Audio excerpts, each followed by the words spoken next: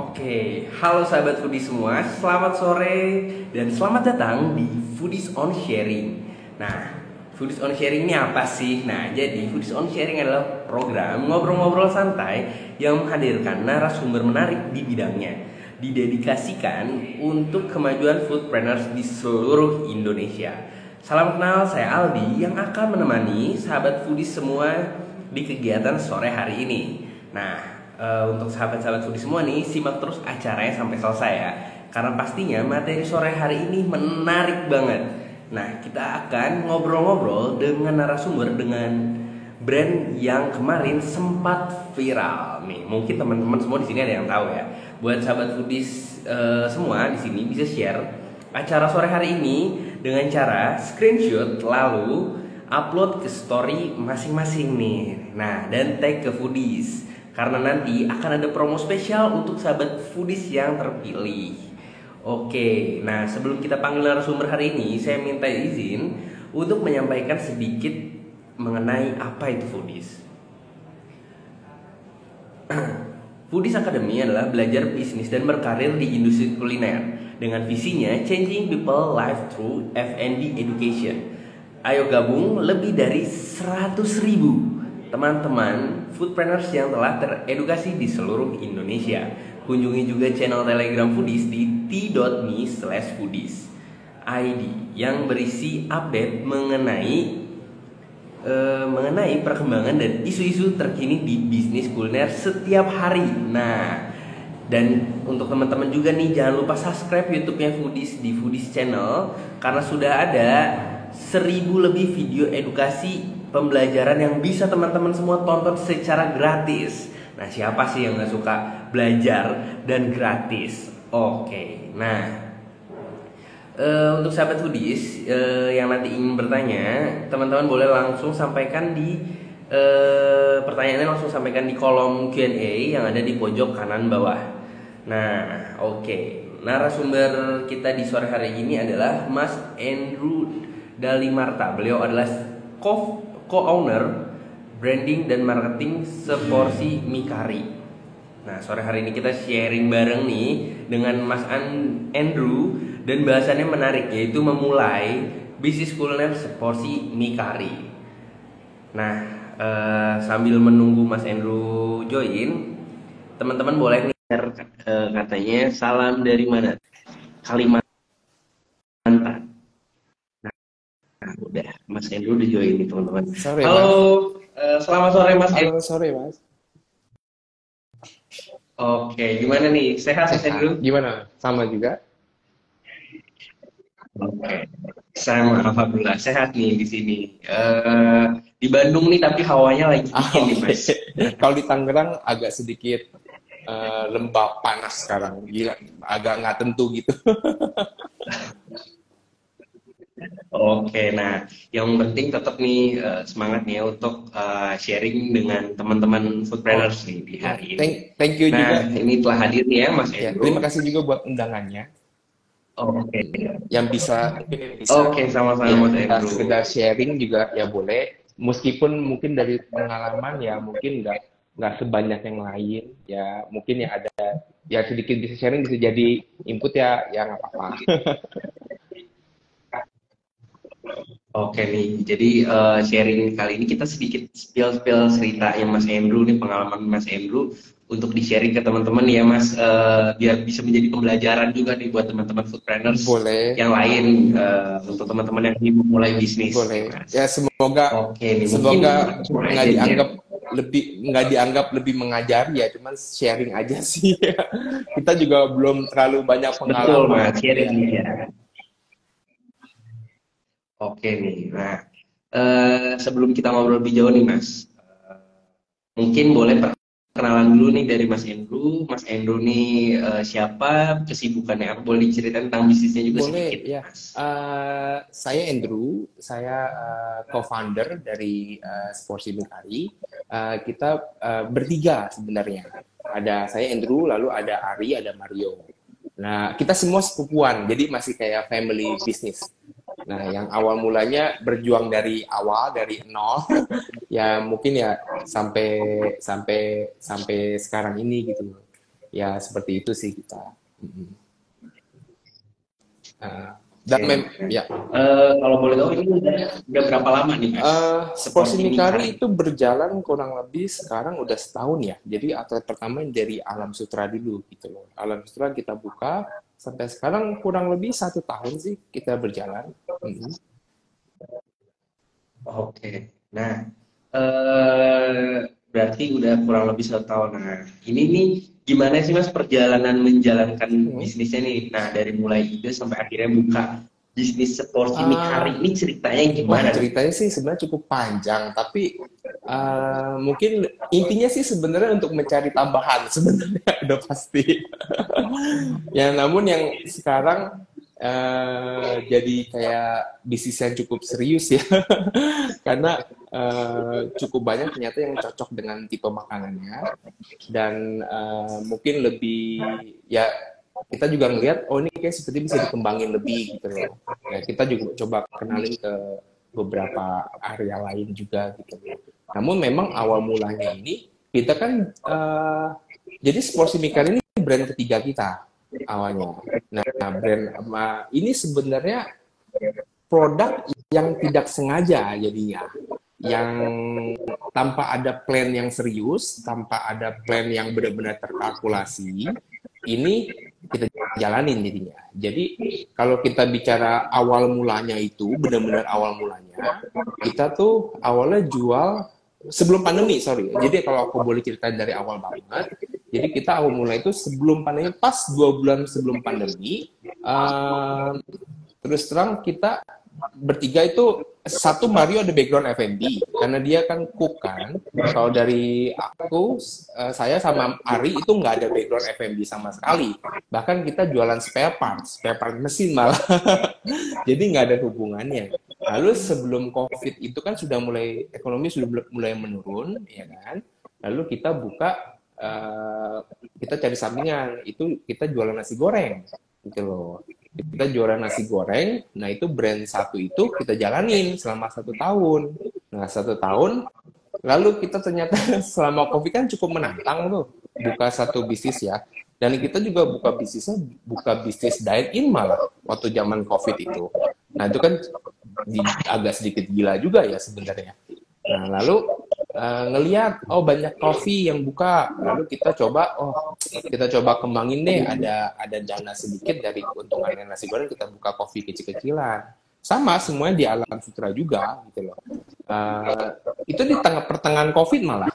Nah untungnya masih bisa selamat dan kita waktu awal itu buka kopi tanpa ada menu makanan. Nah nggak ada menu makanan lalu kita lalu Mario coba propose, ini ada mie kari, mau jadi menu di coffee shop gak? Gitu loh. Awalnya ternyata jadi menu coffee shop, jadi menu mie kari di coffee shop tersebut gitu loh. Yang dalam waktu berjalan itu cukup banyak yang suka juga gitu loh. Dan nggak sengaja juga ada temen yang nawarin ruko di daerah sini juga itu cuma lantai 1 awalnya space jadi terbatas sekali kan cuma lantai 1 ya udah kita coba tahun membuka apa gitu loh untuk tambahan juga jadinya kan suatu zaman COVID kan kita butuh secara maksudnya secara buka bisnis nggak stabil jadi kita butuh cari alternatif A alternatif B alternatif C gitu loh. Nah lalu kita coba buka fokus hanya untuk mie kari aja jadi hanya jualan karena oh ini karena tempat nggak dipakai di sebelah. Ya udah kita buka seadanya aja. Dulu tuh cuman ada modelnya kayak cuman ada bar dan cuman 12 kursi doang awalnya gitu loh. Memang yang apa namanya waktu kita buka di sana itu tanpa planning, tanpa ada strategi khusus, tanpa ada kayak marketing khusus itu nggak ada. Jadi hanya buka ya udah buat tambahan aja. Ada yang mau beli Oke, nggak ada yang beli juga oke. Tanpa ada namanya kayak product research dan lain-lain. Kita tahu Mikari kan ada beberapa macam Mikari kan, yang legendary macam-macam kan ya. Dan sedikit menantang, jadi kita berdasarkan karena di coffee shop kita cukup banyak yang pesan, lalu kita buka satu di sana karena ada kesempatan buka sesederhana mungkin di sebelah untuk tambahan sebenarnya gitu. Nah itu base ceritanya lah seperti itu gitu loh. Itu. Oke, menarik nih. Story-nya malah bukan membuka Mikari Bukan, ya awalnya. iya. Ini dari Jadi coffee shop. Ini berarti Mikari iya, menu dari jadi coffee kita shopnya ya. selama buka dari awal itu, dari kita buka nasi goreng itu, memang tujuannya, ini kita perlu tambah nih, ya kan? Karena kan nggak stabil waktu itu kan. Nggak perlu tambah, kita ada yang beberapa kan inovasi produk kan, macam-macam. Kalau kita mungkin lebih ke arah, kita coba satu hal yang berbeda. Habis itu, kurang stabil, kita buka satu hal yang berbeda. Ya kurang lebih seperti itu, gitu loh. Dengan budget yang kita ada aja, gitu loh. Nah, momen apa yang akhirnya membuat Mas Andrew dan dua lagi owner melihat ini menjadi bisnis yang cukup mempunyai peluang yang baik nih, seporsi Mikari ini. Momennya waktu itu yang dimana kok anak muda mulai suka gitu loh. Karena kan waktu kita buka ini, seluruh brand kita, itu target marketnya itu ya 30 plus lah. 30 atau bahkan 40 plus gitu loh. Karena memang targetnya nggak ada yang anak muda sekali. Dan waktu itu kan Mikari kan pemainnya kan nggak banyak juga, ya kan? Terus juga ya kita lihat kompetitor yang legendary semua. Yang cukup terkenal lah, ada Kari A, Kari B kan. Yang benar-benar udah udah ada nama gitu loh. Nah maksudnya kita ya tahu diri gitu waktu awalnya, dan kita lihat kita jalanin dulu aja, nggak apa-apa kok. Awal-awal kita cukup nggak terlalu banyak peminat kok, kita bicara sebulan 2 bulan gitu loh. Waktu yang dimana tiba-tiba memang ada teman ya kan, dia posting sosial media. Lalu ada teman juga ada kebetulan influencer juga, ya kan, dibantu juga, dia posting juga. Trafiknya masih biasa aja gitu loh. Sampai entah bagaimana, mungkin dari segi konsepnya, dari segi menu yang minimalis banget, terus produk yang minimalis banget, kok jadi daya tarik sendiri gitu loh. Dan kita nggak expect gitu, nggak ada yang namanya orang-orang hip, apalagi orang-orang muda yang datang dan ternyata tertarik untuk makan Mikari. Nah, waktu udah mulai di bulan ketiga, bulan keempat, kok jadi patternnya agak berubah gitu loh. Kok berubah jadi, kok lebih banyak anak mudanya yang makan gitu loh. Pengen tahu ini tempatnya gitu loh. Ya, waktu awal memang di dalamnya ya itu enggak yang tipenya kita pengen buat sesuatu yang beda menarik, enggak. Sebenarnya kita buat itu karena sederhana dan gampang dibersihin waktu zaman COVID. Intinya sih hanya itu aja gitu loh. Yang dimana nggak lama kok jadi menarik banyak orang gitu loh. Karena mungkin nggak pernah lihat, mungkin konsepnya sedikit Jepang, ada sedikit kayak ramen barnya, tapi jualnya Mikari gitu loh. Desainnya pakai modelnya kayak stainless seperti itu. Terus sama makanannya kok banyak yang bilang kok berani banget cuma jual satu menu seperti ini gitu loh. Nah itu mungkin yang bikin jadi orang penasaran, bikin orang yang anak muda juga dan macam-macam untuk konten juga. Kok jadi satu konten yang menarik buat mereka gitu loh. Nah itu yang kita kurang lebih bisa tahu, kok ini banyak banget ya yang lumayan buat konten di Sportsy gitu. Nah itu kita baru di waktu itu kita kayaknya ini bakal fasenya bakal naik gitu loh, secara orang yang datang seperti itu gitu loh. Nah itu sih sebenarnya.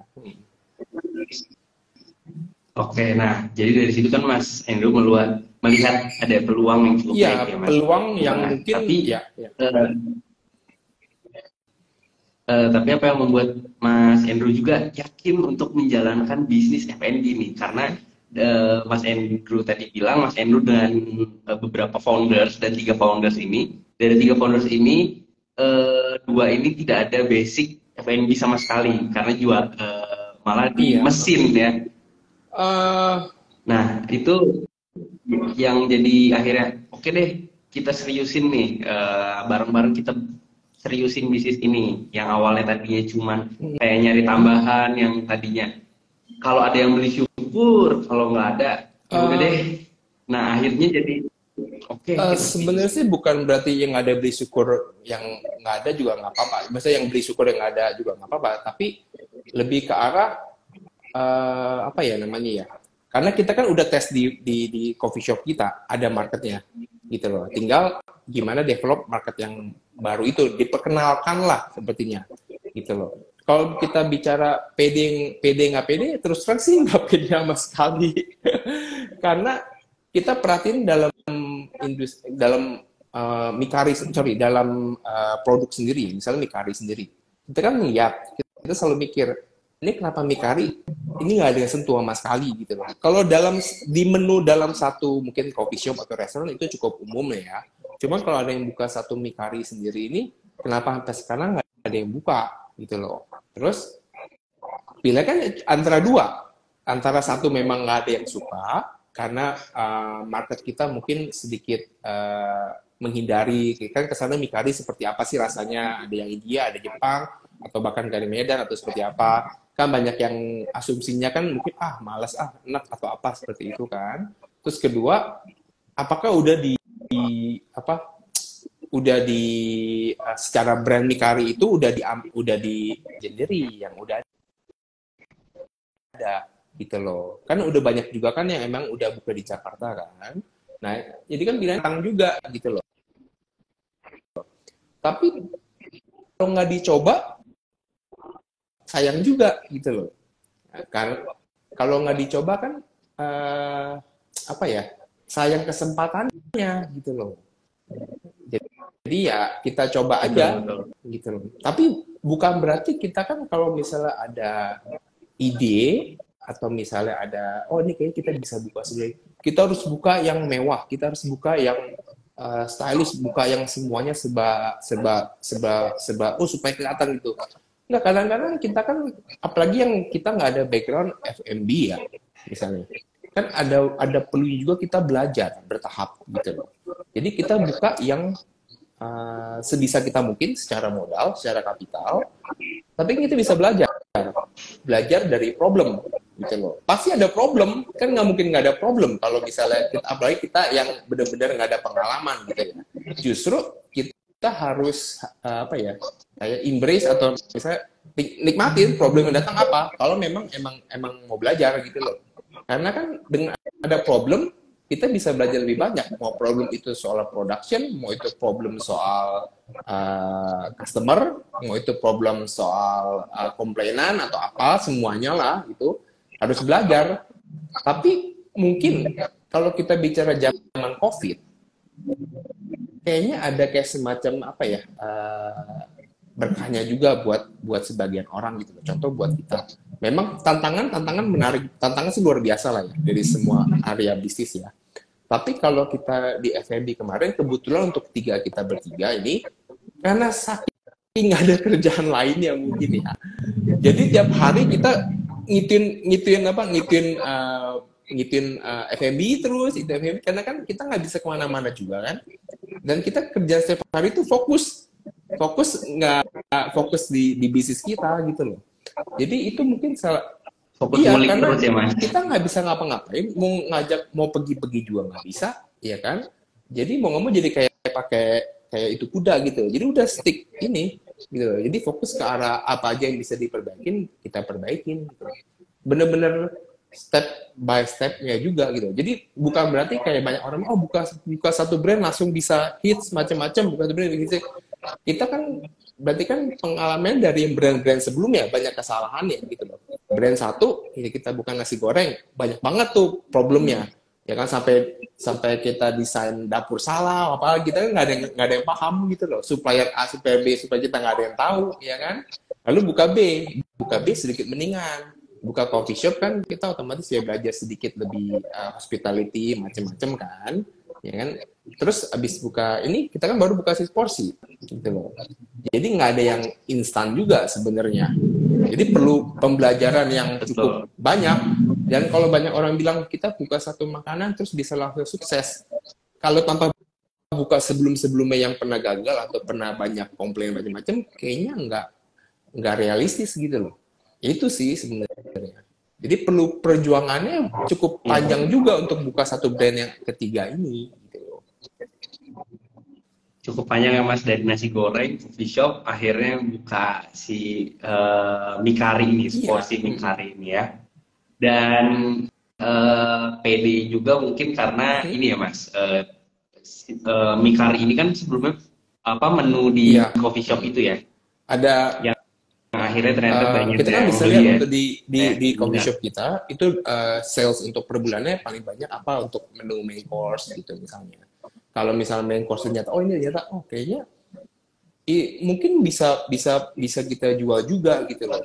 Nah, jadi dari ada sedikit kayak apa ya ngelihat marketnya juga ya, terus kayak sedikit ngelihat R&D-nya ini bakal sama customer tuh bakal diterima apa enggak gitu loh. Dan itu kan juga butuh waktu. Kemarin kita kurang lebih bisa 7-8 bulan kalau nggak salah waktu itu kita sebelum buka main course gitu loh.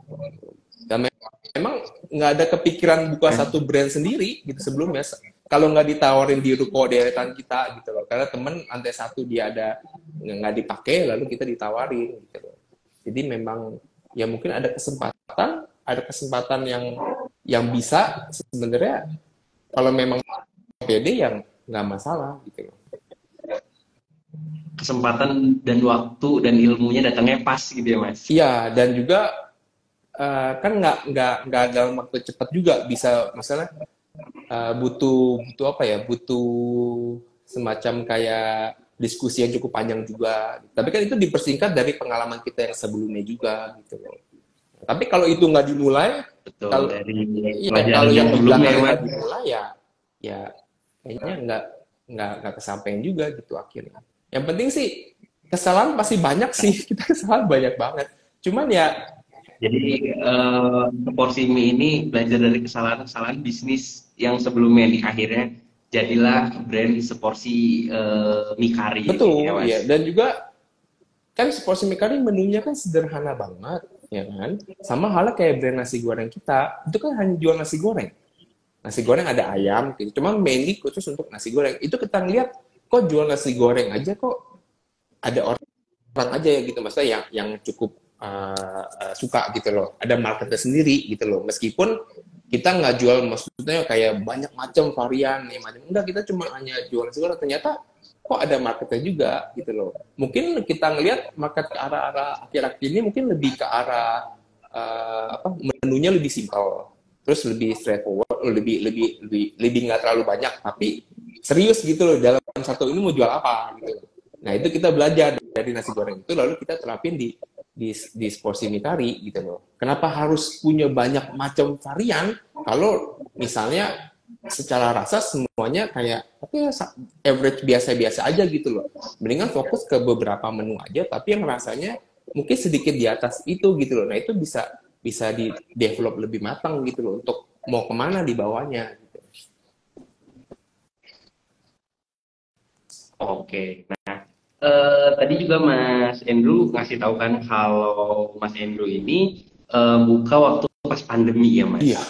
Nah, di awal-awal buka seporsi mie kari itu yang paling rame penjualan online atau dine-in karena Mas Andrew ngasih tahu kalau dine-in Kita juga ada. waktu buka sports media kan berarti setahun lalu, berarti itu zamannya udah memasuki endemi lah ya. Maksudnya udah mulai udah Endemi vaksin ya, udah ada, udah mulai ya kan? endemi.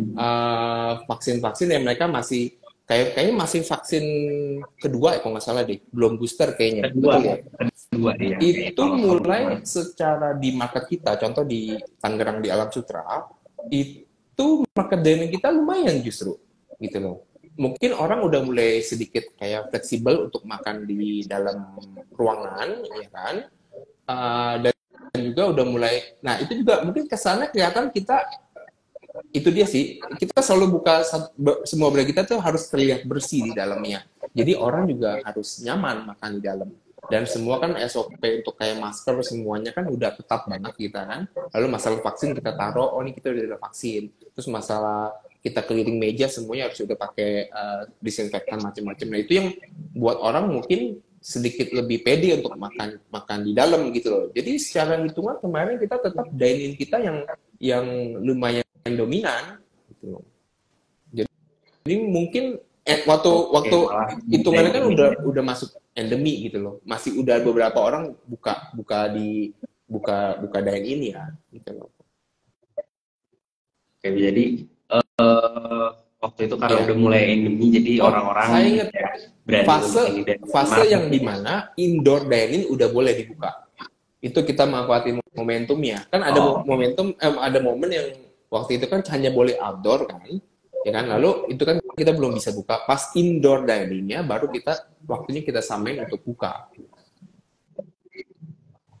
Oke, jadi itu Mas Andrew nih memanfaatkan momentum Iya, ya. untuk Jadi di saat sudah bisa untuk dine in, orang-orang pas lagi gerah banget nih, betul pengen keluar ya rumah, Mas Andrew hadir dengan produknya pengen nih. coba yang Jadi baru mungkin di luar, momennya ya pas ya.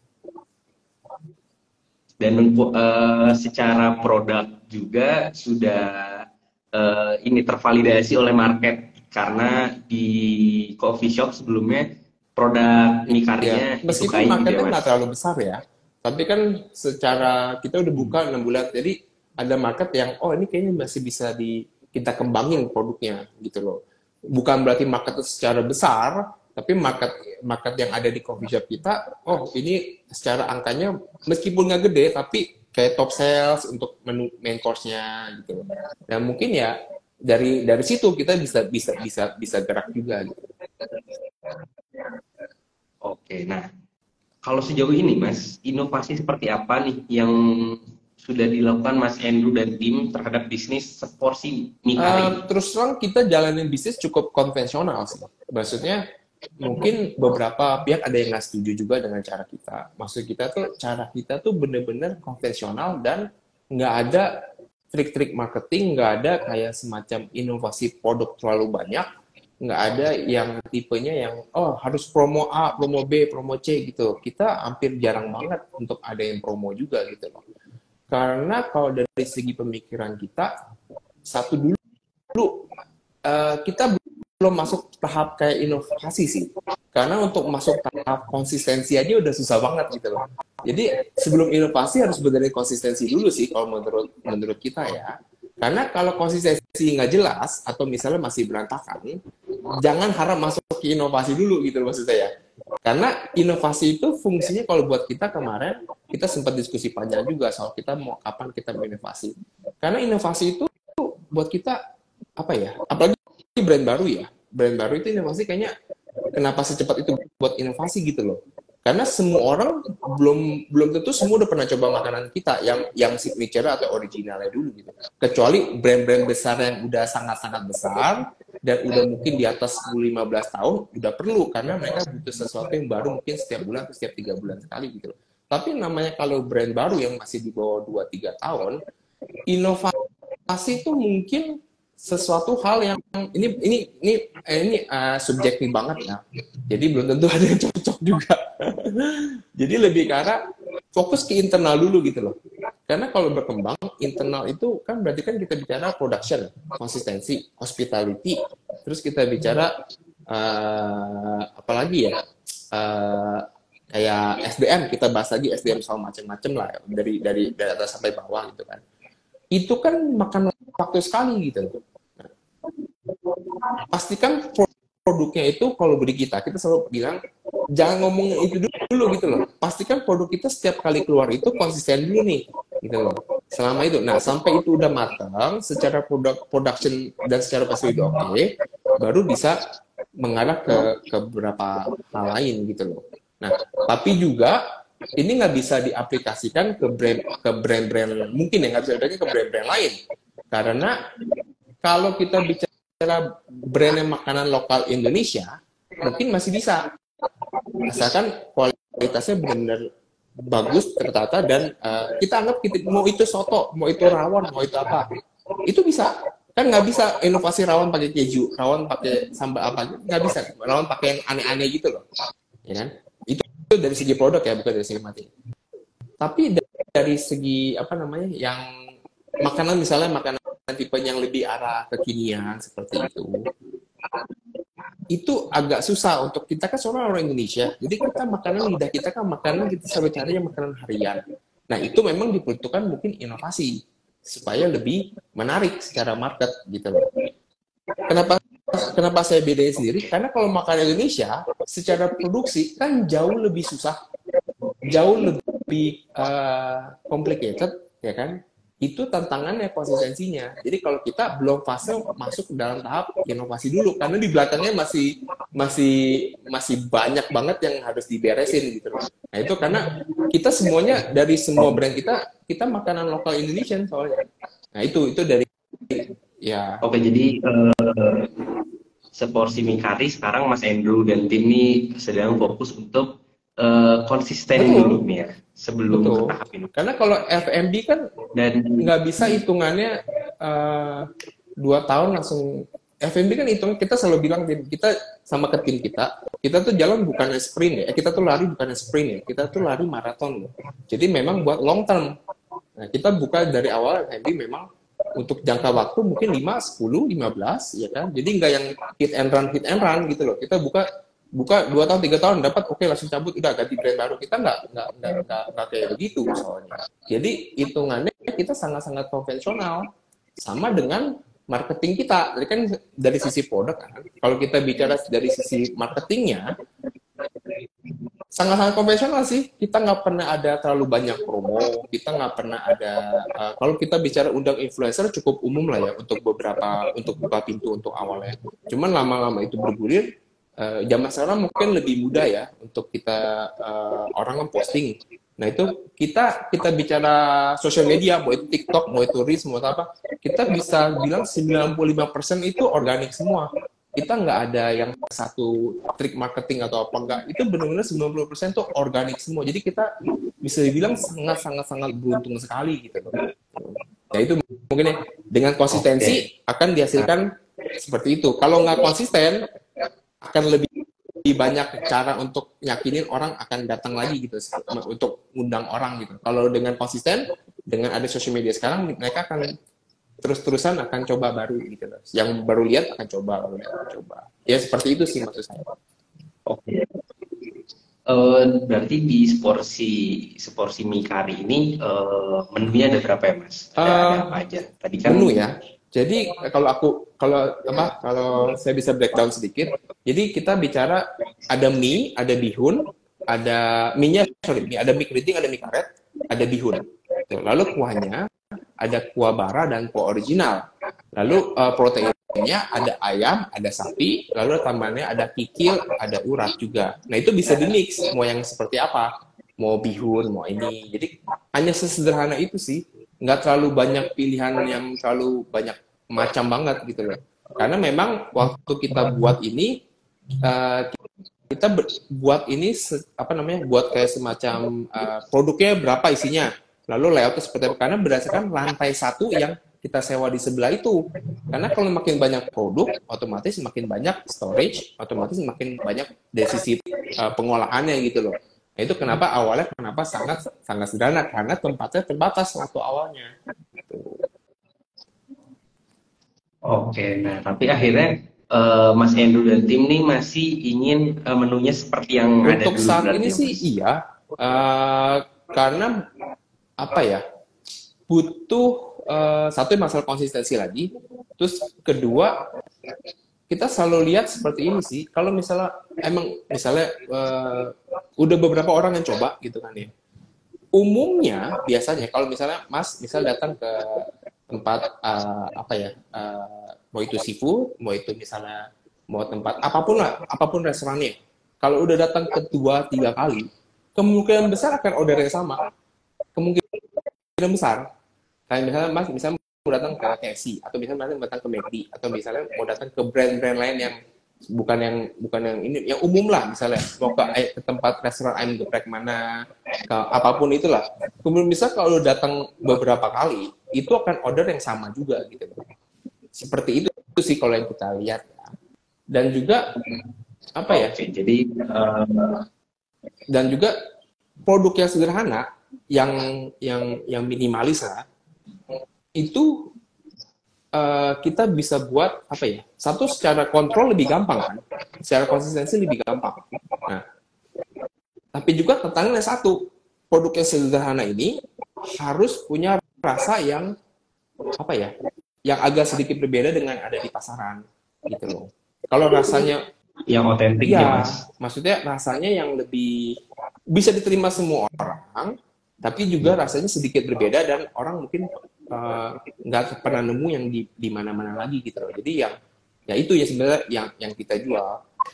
Dan harus sementara selama mungkin selama 2-3 tahun ke depan memang kan orang harus lihat, oh nih harus cobain sports mie curry itu ini, sports mie curry ini emang mie curry gitu loh. Jadi kita nggak ada campuran, mungkin ke depannya diperlukan, cuman dalam waktu mungkin 1-2 tahun ini kita belum ada plan ke arah sana gitu loh. Memang lebih diarahkan ke sesuatu yang lebih sederhana sih. Jadi kita nggak ada plan, oh ini mie curry kita pakai wagyu, mie curry kita pakai lobster, itu nggak seperti itu sih. Memang ke arah makanan yang cukup sederhana. Plannya seperti itu.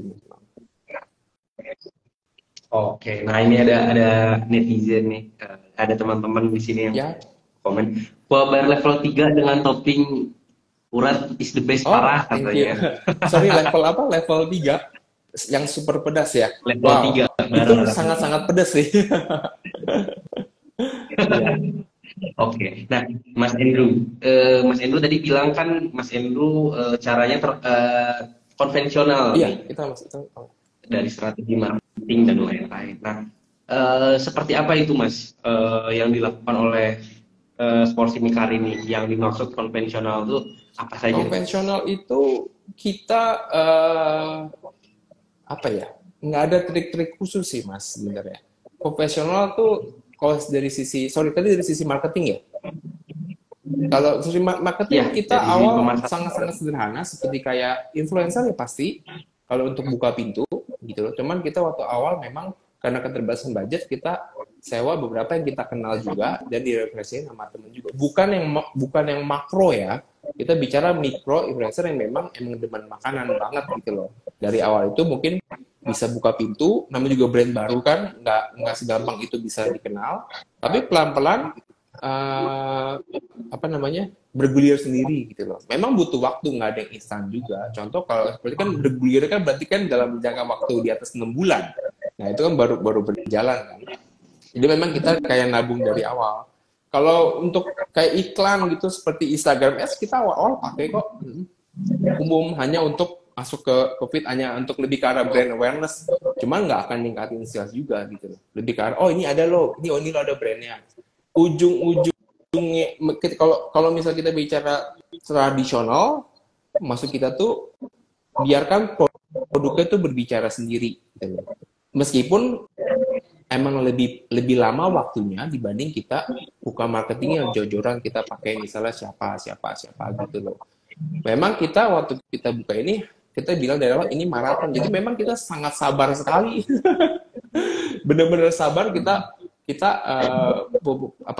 pelan-pelan gitu loh. Jadi kita nggak mau sesuatu yang instan juga gitu. Nah itu yang awalnya seperti itu sih. Nggak ada yang spesial trik marketing, nggak ada. Yang penting produknya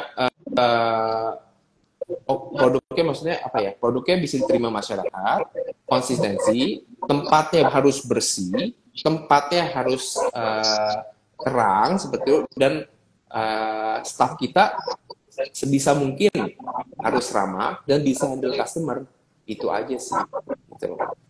Ya kadang-kadang ada meskipun makanan enak tapi misalnya secara servis secara mengecewakan kadang kita kan nggak balik juga akhirnya gitu. Tapi kalau makanannya enak tapi meski makanan enak tempatnya nggak terlalu bagus tapi servisnya oke, orangnya ramah, kemungkinan besar kita pasti balik lagi sih.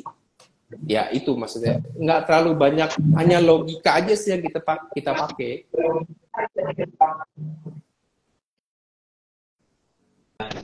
Mas yang gini kerasa Seperti itu oh sih. asik.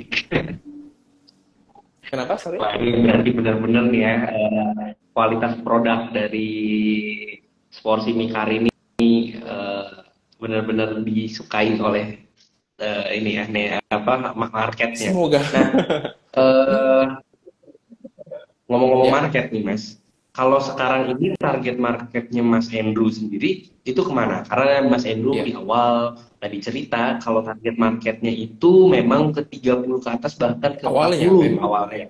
Tapi karena anak muda sekarang, anak muda ternyata banyak yang suka, sepanjang Ya. perjalanannya ini akhirnya Mas switch ini ya. Nah itu gimana nih? Apakah jadi ini semua all age kayak gitu semua umur atau bagaimana Yang Mas ini? menarik lagi memang fase transisi itu. Jadi fase transisi maksudnya dari awal kita 40-30, lalu banyak juga yang sekitar 20 tahunan. Mungkin sekarang lebih banyak yang 20-an, 30-an mereka mau coba karena kan mereka kadang-kadang makanan, oh dia udah kesini, gue juga harus kesini, gue mesti foto atau apa. Mungkin kan lebih social media savvy, jadi mereka pengen gitu loh. Itu banyak juga target market kita sekarang hitungannya, kalau kita sih terus terus sekarang secara strategi gitu mas, kita bener-bener nggak terlalu apa ya, nggak terlalu oh ini kita harus strategi, harus target market ini, target market ini. Kita belum ada sih karena kita tergolong masih baru dalam masa tahun kita, dan target market kita berubah-berubah. Baru kita mungkin dalam kedepannya baru kita bisa putusin ini yang paling banyak siapa sih gitu loh, yang kita bisa belajar gitu loh. Dan kita juga di sini nggak bisa ngarahin juga, gue mau yang lebih muda, saya mau yang lebih tua. Kita lihat ke depannya bisa seperti apa. Karena sekarang untuk yang udah berumur dan udah punya anak, mereka sudah mulai bawa anak yang makan kita. Karena ternyata mie kari kita yang original itu disukai banyak sekali sama anak kecil. Umurnya mungkin dari umur 4 sampai 10 tahun tuh mereka favorit banget. Dan mamanya suka banget kalau anaknya suka makan banyak gitu loh. Nah itu yang jadi daya tarik lagi. Jadi range-nya sekarang jadi terlalu jauh gitu loh. Jadi kita belum bisa mastiin kita mau ke arah mana. Kalau bisa mengcover semuanya ya siapa yang nggak suka juga gitu loh. Karena menjangkau semua umur ya maksudnya ya.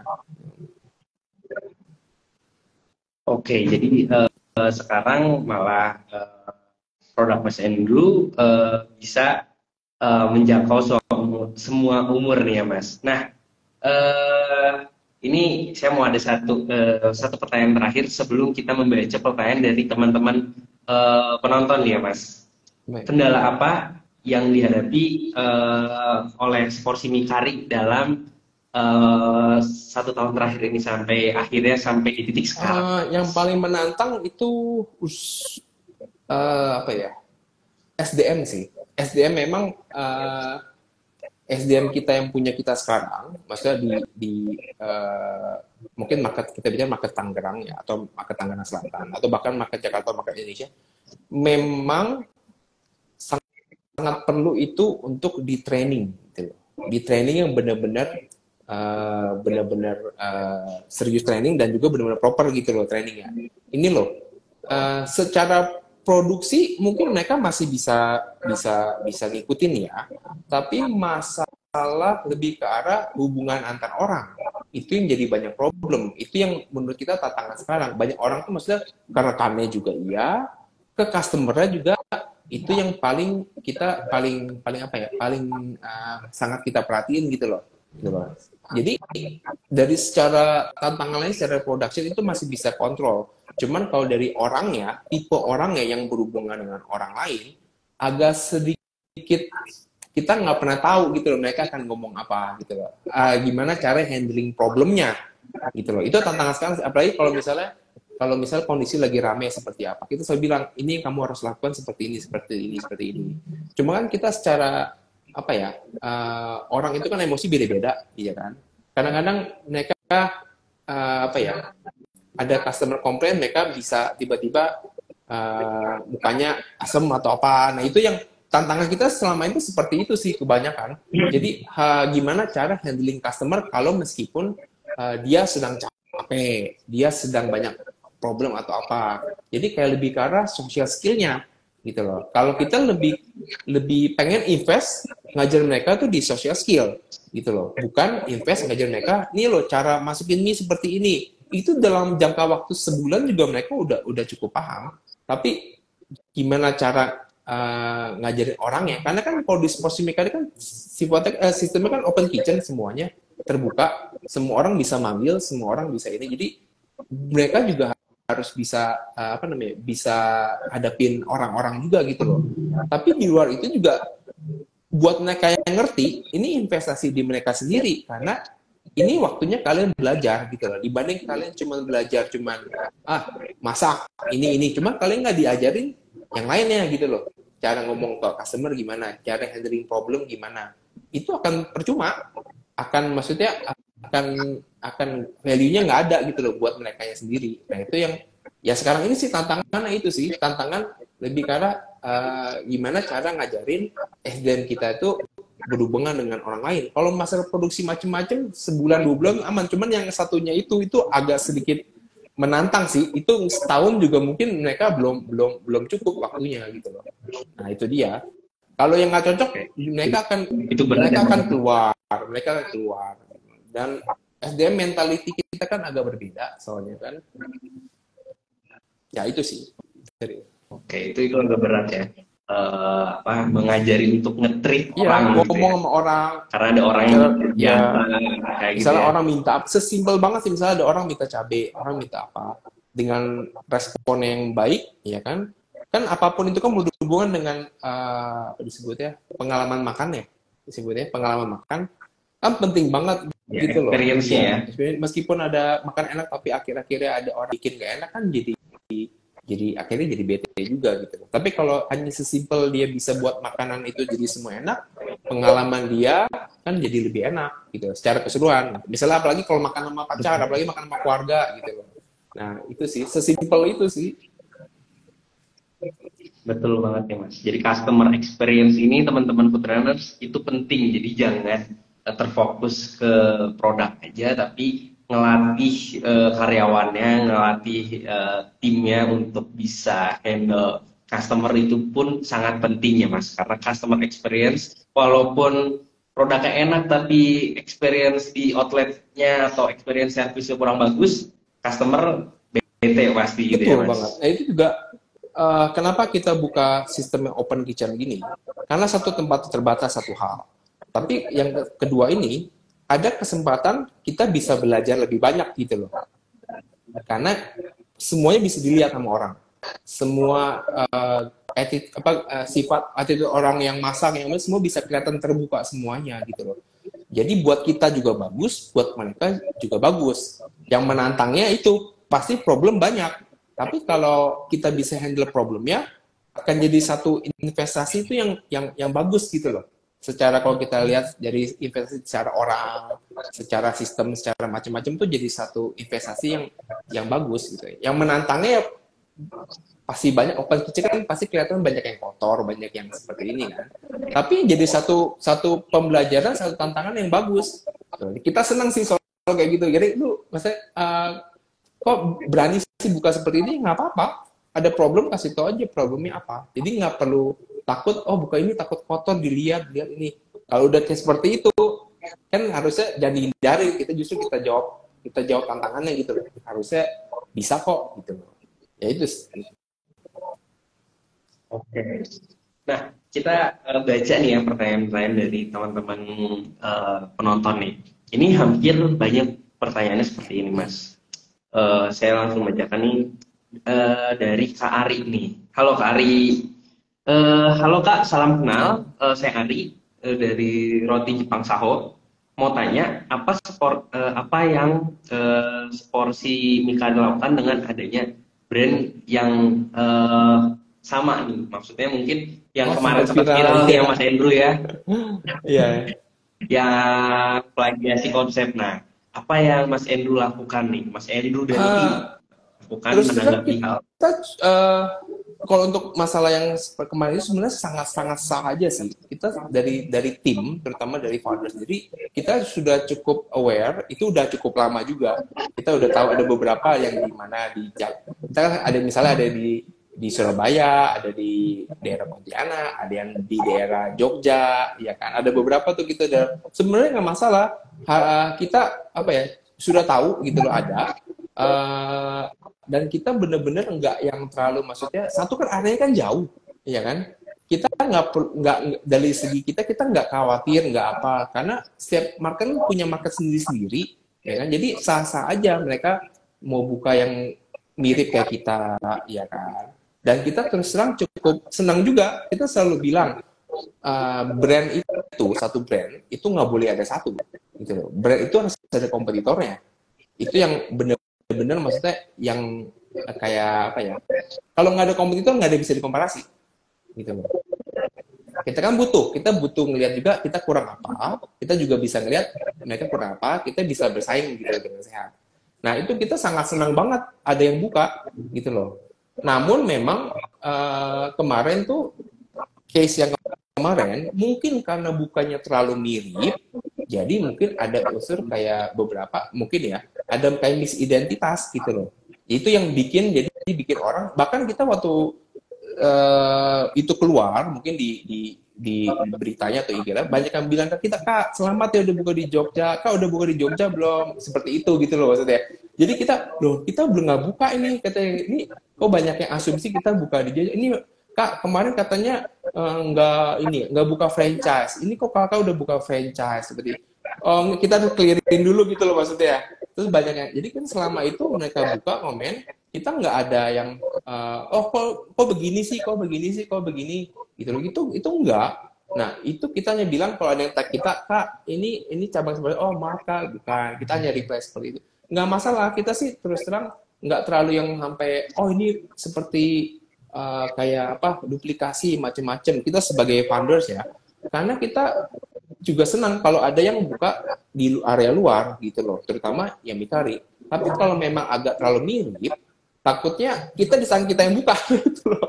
Itu satu yang jadi kekhawatiran kita gitu loh. Kadang bahkan ada yang kan kita bilang dari awal kan kita kan memang sangat-sangat konvensional marketingnya. Bahkan ada yang bilang ini pasti yang buka di sana tuh suporsi juga, jadi supaya buat viral. Jadi suporsi ntar kalau ini udah tutup diambil alih sama suporsi buka. Kita bukan marketing S3 begitu. Itu sangat-sangat konvensional banget gitu loh. Nggak masalah. Nah, case kemarin itu sebenarnya hanya sekedar curhatan dari istri salah satu founder kita gitu loh. Dia hanya curhat di Twitter gitu loh. Nah, itu pas itu tiba-tiba besoknya viral karena mungkin kebetulan yang salah satu di sana brandnya mungkin yang punyanya mungkin seorang artis atau apa gitu loh. Itu jadi viralnya gara-gara itu gitu loh. Jadi memang nggak kita sih cukup senang ada juga, dan juga terus terang aja kan hal seperti itu kan benefitnya buat dua belah pihak juga gitu loh. Buat mereka juga oke, kita senang, buat kita juga mungkin banyak juga area luar kota yang kenal juga gitu loh. Jadi nggak terlalu sah-sah aja sih sebenarnya, nggak terlalu masalah, kita nggak terlalu yang benar-benar sampai oh harus gimana, enggak sih gitu loh. Dan juga kan sangat jauh juga gitu loh. Oke, betul ya Mas. Sebetulnya nggak usah terlalu diambil pusing ya tadi. Iya, karena Kalau aku iya. nyimpulin ya karena dengan adanya kompetitor itu membuat ada kompetisi nih, jadi semakin semangat untuk terus berinovasi lah, terus Harus, berpikir karena berkembang nggak ya bisa Mas. ngukur diri nantinya. Nggak ada yang bisa oh ini apa nih, Betul. kelebihan kekurangannya seperti apa gitu loh. Oke. Nah, ini ada pertanyaan lagi nih mengenai customer Oh iya. experience nih. Kebetulan banget nih. Kak, izin tanya, untuk pelayanan servis yang baik contohnya seperti apa? Misalnya dengan customer menjatuhkan makanan, apa yang harus kita lakukan? Terima kasih. Kalau di kita memang dari awal untuk staff kita tuh memang di training dari awal, dan juga kita dari awal tuh dibilang kalau intinya nggak boleh takut gitu loh. Nggak boleh takut tuh maksudnya ini mungkin cara kita sendiri, bukan cara mungkin beberapa brand atau owner lain mungkin nggak setuju sama cara kita gitu loh. Cuman ya nggak masalah, ini cara yang kita lakukan tuh sekarang. Masalah keramatan, misalnya ada customer dia punya makanan yang jatuh atau apa, itu pasti kita akan ganti gitu loh. Dan juga kalau misalnya ada customer yang, ada waiter misalnya, waiter yang jatuhin bukan customer, ya kan? Otomatis balik lagi cara handle problemnya seperti apa gitu loh. Apakah makanan langsung diganti, apakah langsung di tiketnya langsung diselipin untuk lebih cepat, ya kan? Ataukah kita kasih complimentary. Yang penting tuh beberapa detik pertama setelah kejadian tuh benar-benar penting banget gitu loh. Jadi jangan sampai pas jatuh nggak ada minta maaf. Minta maaf itu nomor satu deh pokoknya. Minta maaf Kak, dengan tulus seperti ini kita akan bantu bersihin secepat mungkin, ya kan? Yang pasti udah pasti kasih complimentary. Apakah itu makanan gratis seperti apa? Karena satu makanan itu atau dua porsi itu nggak sebanding gitu loh. Maksudnya nggak seberapa dengan kalau dia akan balik lagi gitu loh. Meskipun kan lebih maksudnya lebih canggih mana sampai dia dijatuhin sampai dia basah tapi dia ntar balik lagi dibanding waiternya marah kayak asem atau apa terus marah salah-salahan atau apa kan nggak akan balik lagi. Kan tujuan kita kan supaya siapapun itu customer-nya pasti untuk balik lagi, lebih ke arah pengalaman makan kan akhir-akhir ujung-ujungnya gitu. Oke, jadi betul ya, customer experience. Jadi diberikan sebaik mungkin ya Mas, experience yang dan baik. meskipun kita salah juga, meskipun mereka salah juga kadang kita minta maaf. Jadi kan emang harus diajarin ke staff kita harus jaga, maksudnya harga dirinya, maksudnya bukan jaga harga diri, maksudnya kita harus benar-benar sabar gitu loh. Kadang kita harus ngalah gitu loh meskipun dia yang salah, ya kan? Ya seperti itu, kecuali udah mengarah ke kayak masalah yang mungkin lebih kekerasan dari customer, itu udah beda hal lagi. Ya itu udah gitu ya Mas lagi, ya. gitu loh. Kita pasti akan, maksudnya posisinya pasti nggak akan ragu gitu loh untuk misalnya customer-nya maksudnya kita benar-benar diseriusin kayak siapa gitu loh. Oke, jadi semisalkan ada customer marah-marah ini itu kita seberusaha mungkin sabar aja gitu ya Mas, dari sports sekali dibiasakan minta maaf dulu sih, kecuali udah yang mengarah ke kriminal atau yang tidak benar gitu ya, sudah lewat batas baru ada minta maaf, sopan dan tulus dan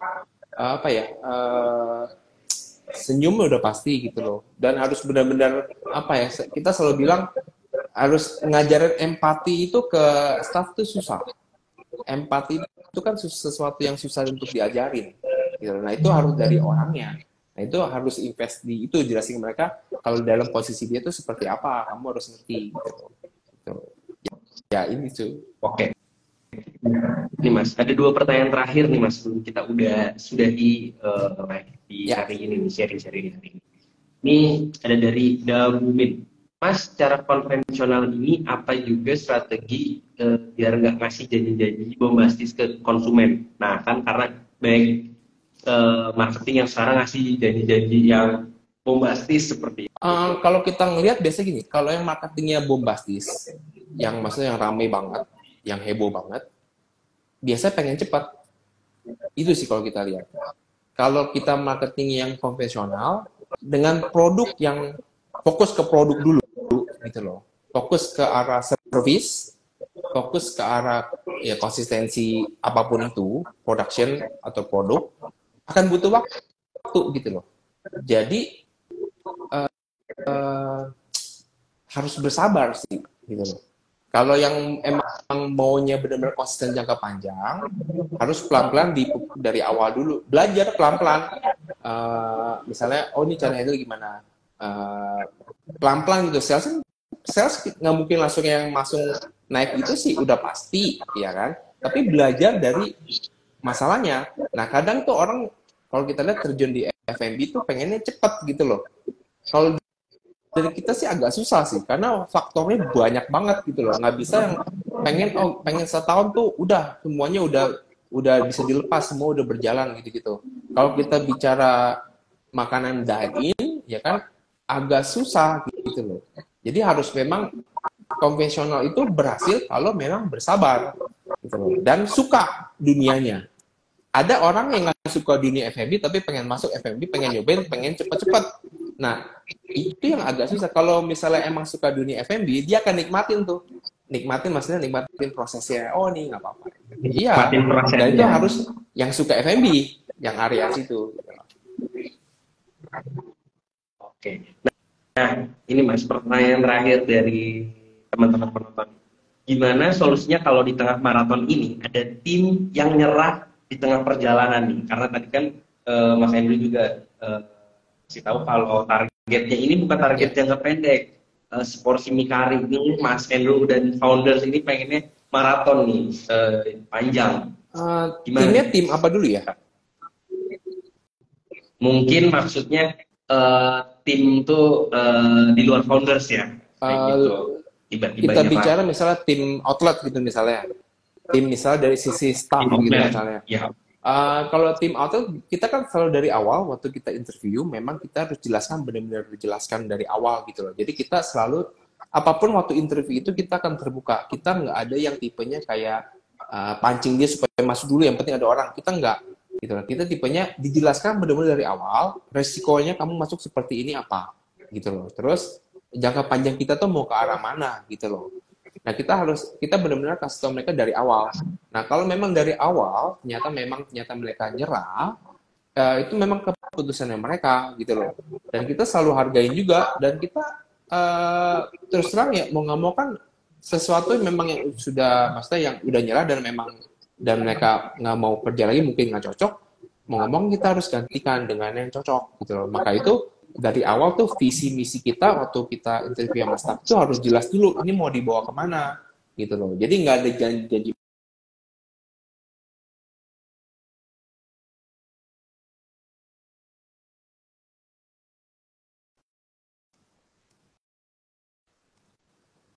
Halo. Halo? Halo. Sorry itu tadi terputus. Tadi kedengeran nggak? Ya oke. Oke, masih kedengeran. Ya, jadi memang tim juga harus tahu ya targetnya tuh mau kemana. Kalaupun di tengah perjalanan tim outlet ini ada yang menyerah, nggak masalah berarti ya Mas, karena yang penting founders kuat ya Mas. Jadi tim kalau dia menyerah, jadi kan kadang gini, kalau dari mentality SDM kita sekarang, kadang mereka ada yang baru nyoba beberapa tempat atau bahkan nggak pernah nyoba di tempat lain, gitu loh. Jadi kita selalu bilang kalau kamu emang nyerah dan kamu memang coba tempat lain nggak masalah, gitu. Asalkan keluarnya baik-baik ya. Kalau asal misalnya on man notice, kamu keluar nggak masalah. Kamu nanti kalau kamu mau coba tempat lain, kamu boleh balik ke tempat kita. Kita selalu bilang pertama kali itu kalau lagi di interview, gitu loh. Jadi tujuan kita tujuan kita emang orang ke orang ya maksudnya. Kita memang pengen investasi di orangnya, di staffnya. Kita harus ajari mereka. Kamu kalau keluar harus sopan. Tapi kamu punya opportunity. Kita kasih kesempatan mereka untuk misalnya mau nyoba tempat lain untuk komparasi. Kadang-kadang ada seperti itu gitu loh. Ternyata balik lagi ke kita, ya Pak. Ternyata di Bapak mungkin lebih nyaman, lebih enak. Jadi kita itu nggak masalah.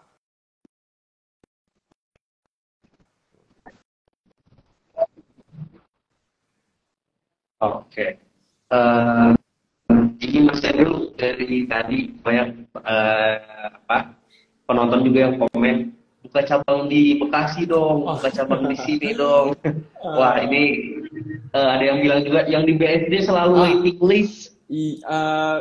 Kalau dari kita kan memang pusat di dalam sutra kan, kita juga tahu keterbatasan kita sih. Lebih mungkin satu kan ada masalah logistik juga, terus masalah kontrol juga. Jadi kita selalu bilang kalau kita mau ngembangin satu brand itu, nggak berarti, di daerah misalnya nih, di daerah Cibubur, daerah itu ramai banget harus buka di sana. Kita sih bukan kayak gitu. Kita pengen selalu kita pakem dari awal. Untungnya kita bertiga tuh satu visi ya. Jadi kita buka lingkaran kecil dulu, lingkaran sedang dulu, lingkaran besar dulu. Yang penting kontrol gitu loh. Karena tipe makanan kita kan bukan tipe makanan yang gampang diproduksi juga gitu loh. Masalah kita juga jualan service hospitality. Nah, service hospitality itu yang kita selalu khawatir itu dia gitu loh.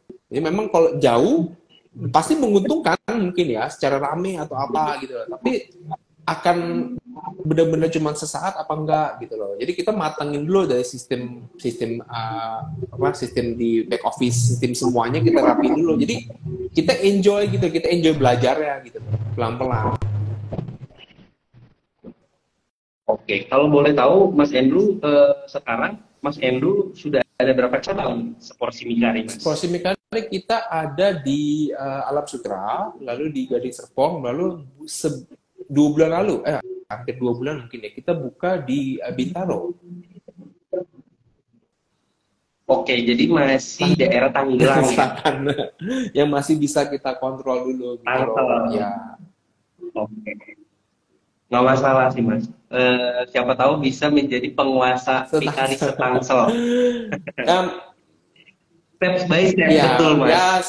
ya kita sih maksudnya lebih nggak terlalu yang sampai seperti apa, tapi pengennya kalau misal itu jadi satu pilihan untuk makanan sehari-hari, apakah itu makanan makan siang, apakah itu makan pagi atau makan malam, sesederhana itu gitu loh. Gitu. Alternatif aja sih, alternatif makanan. Seperti yang tadi Mas Andrew bilang juga kan, berproses, nggak terlalu buru-buru, lari santai nih, karena maraton bukan Iya sprint. betul, karena Jadi pelan-pelan. kita contoh buka di Gading Serpong, budayanya beda. Kita buka di Bintaro, budayanya juga berbeda gitu loh, budaya customer-nya. Jadi masing-masing kita lihat aja, oh ini belajar dari sini. Jadi memang harus enjoy sih, maksudnya enjoy problemnya, enjoy juga prosesnya. Itu yang kita suka sih terus terang. Oke, ini Mas ada yang nanya nih Mas, ada franchise nggak? Buka franchise nggak? Kayaknya belum dia Mas, atau akan dibuka untuk saat ini sih belum. Bukan belum itu karena memang karena kita juga masih scale masih kecil dan juga fasilitas kita juga kan terbatas juga gitu loh. Jadi banyak yang nanya cukup banyak, tapi kita sayangnya kita nggak bisa, maksudnya nggak bisa kerjasama gitu loh. Karena kalau kita punya satu fasilitas yang ada gitu, yang ada sekarang, ya baik kan ini fasilitas kan kita maksimalin dulu gitu loh, maksimalin dengan ya punya kita juga gitu loh. Karena kan kalau buat franchise juga kan nggak gampang sekali gitu loh, butuh waktu gitu loh, butuh waktu dan kematangan semuanya gitu loh, mau dari proses production, mau itu SDM, mau itu tim dan lain-lain gitu loh. Dan nggak bisa, kita selalu bilang nggak mungkin buka franchise dalam 1 sampai 2 tahun. Kalau kita bicara franchise dining ya, kalau kita mau benar-benar sustain banget, karena sekali lagi kita tuh sangat-sangat slow kasarnya, sangat slow, sangat-sangat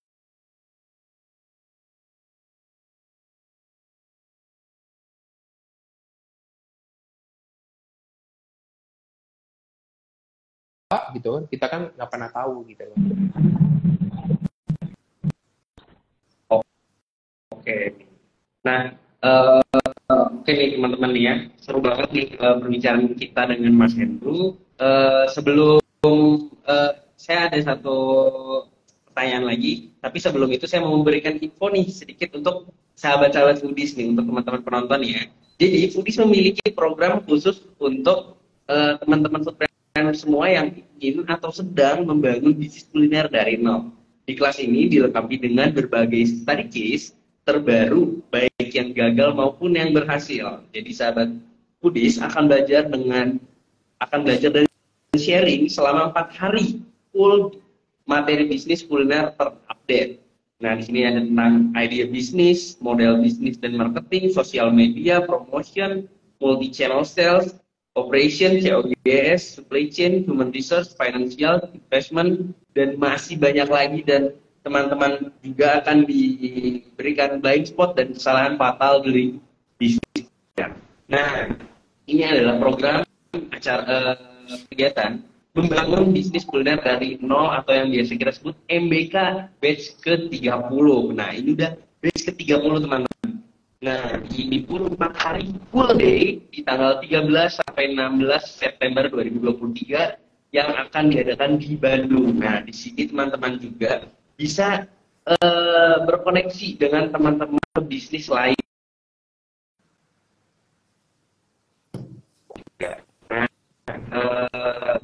di hari ini promo ada hemat 4,5 juta dan dari 13.499.000 menjadi 8.999.000 dan plus free membership full access di Foodies selama 6 bulan yang secara nilainya itu puluhan juta nih khusus pembayaran hari ini. Daftar sekarang karena promonya terbatas, bisa langsung klik link yang akan di-share di kolom chat nih.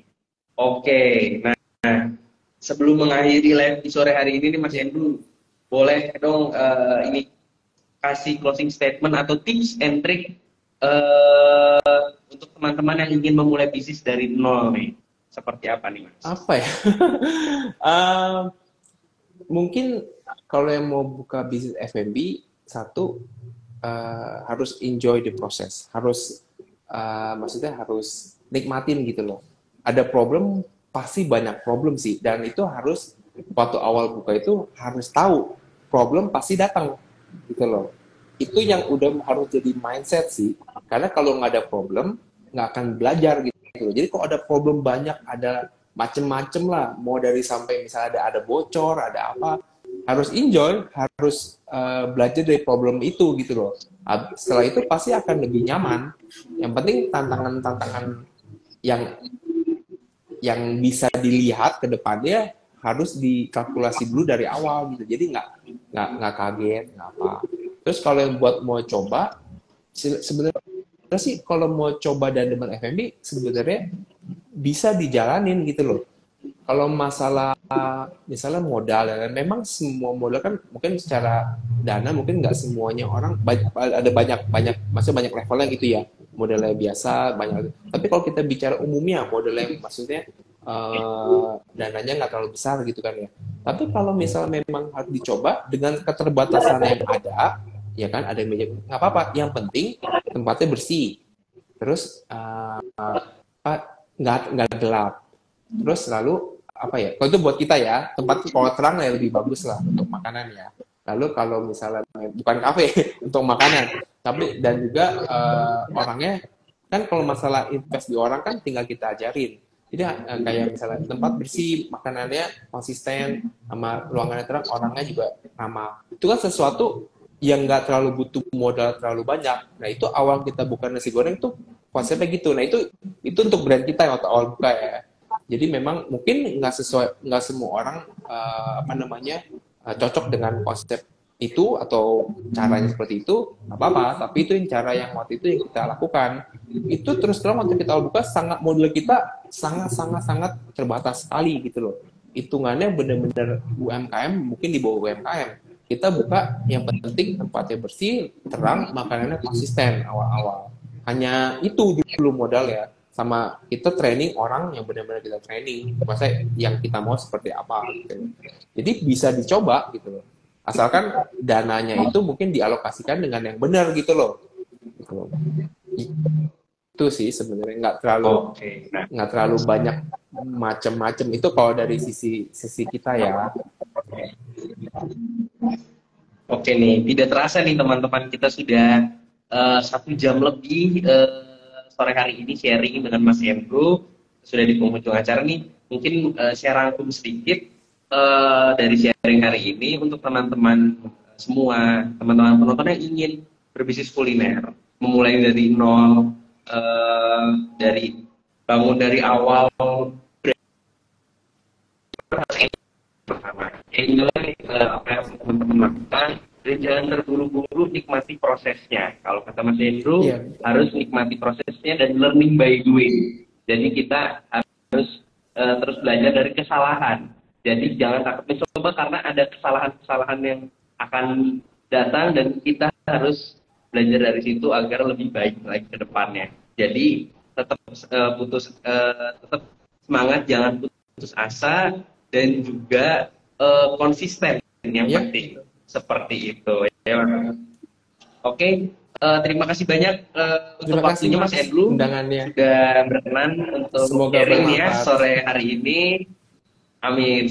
Semoga bermanfaat untuk teman-teman semua, ilmu dan pengalaman Mas Hendru yang sudah di-share di sore hari ini. Terima kasih untuk teman-teman yang sudah menonton juga. Semoga sharing hari ini bermanfaat untuk sahabat foodies yang nonton dan menjadi pahala dan berkat bagi Mas Andrew dan kita semua. Oke teman-teman yang mungkin tadi di awal melewati, nanti bisa nonton replay ya di Instagram Foodies atau di YouTube Foodies. Sebelum kita akhiri sesi live sore hari ini, mungkin boleh foto dulu ya Mas, kita nanti saya screenshot. Oke, gini Mas, logo Foodies. Oke, 1, 2, 3. Oke, terima kasih Mas Andrew. Dan terima kasih teman-teman, sampai sore. Terima Sampai kasih, berjumpa Mas. lagi Mas Andrew. Mari. Oke, maju terus bisnis kuliner Indonesia.